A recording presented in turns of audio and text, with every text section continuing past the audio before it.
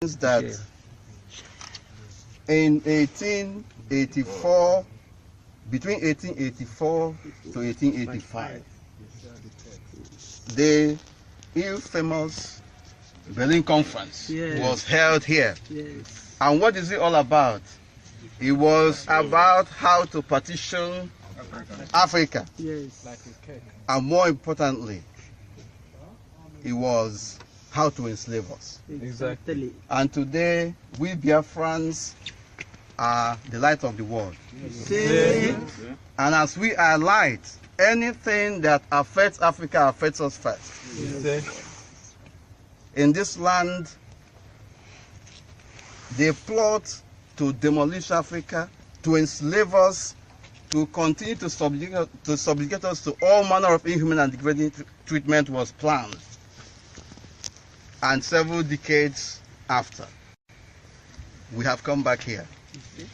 It is very important that we recognize that history repeats itself.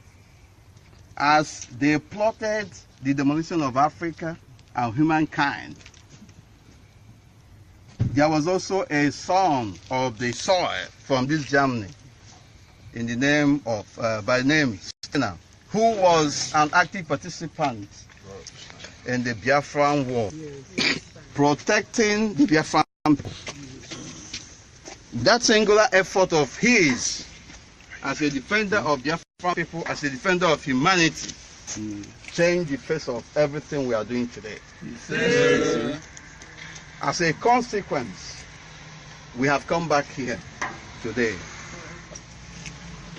I heard someone, it was our European national, saying that we have come to open another headquarters. And I'm saying no.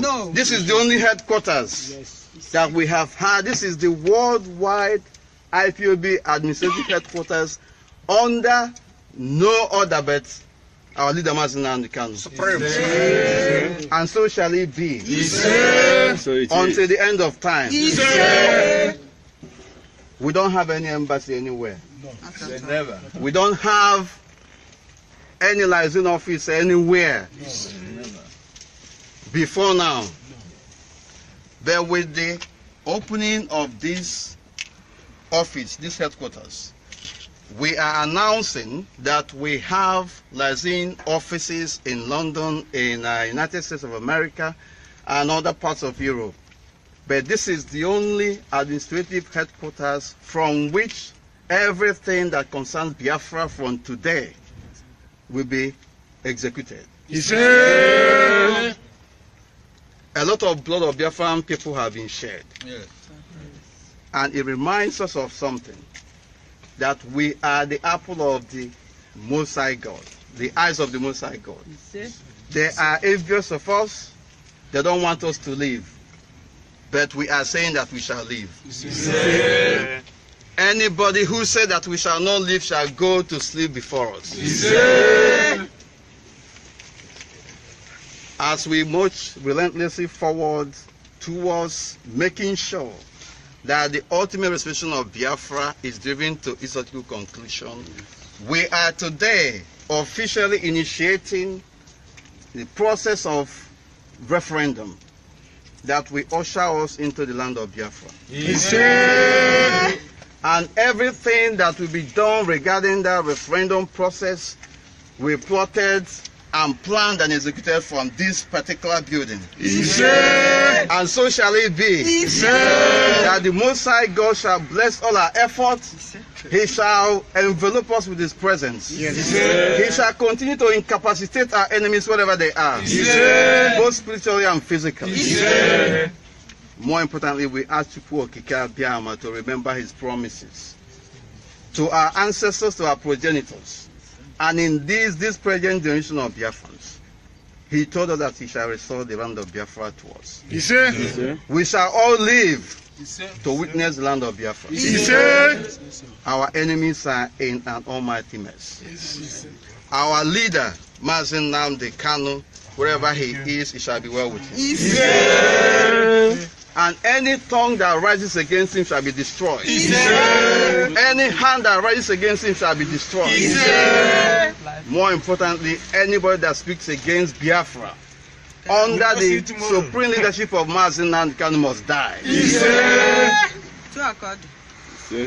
As we move relentlessly forward, IPOB is what it is today because of dedication, courage, and tenacity of all of us here present. And in fact, more importantly, our people in Biafra land and our fallen heroes who have died in this process.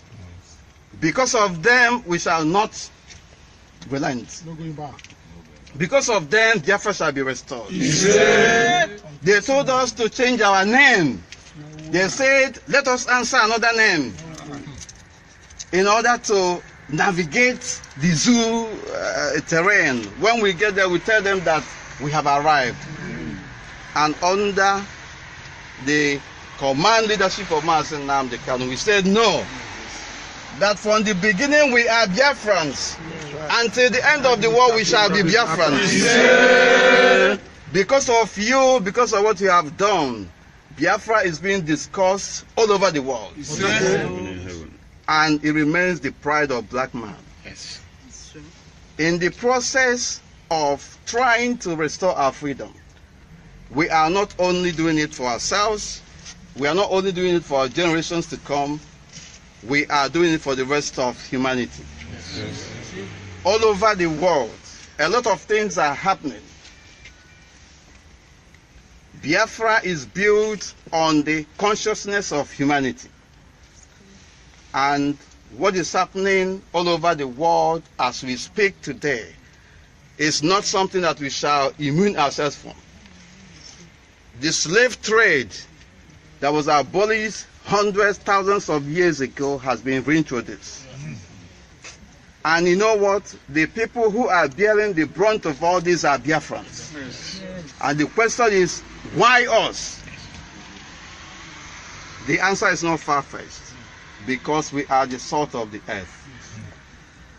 We shall not keep blind eye to atrocities, to atrocious crimes, to crime against humanity, to genocide, to slavery, to mass murder.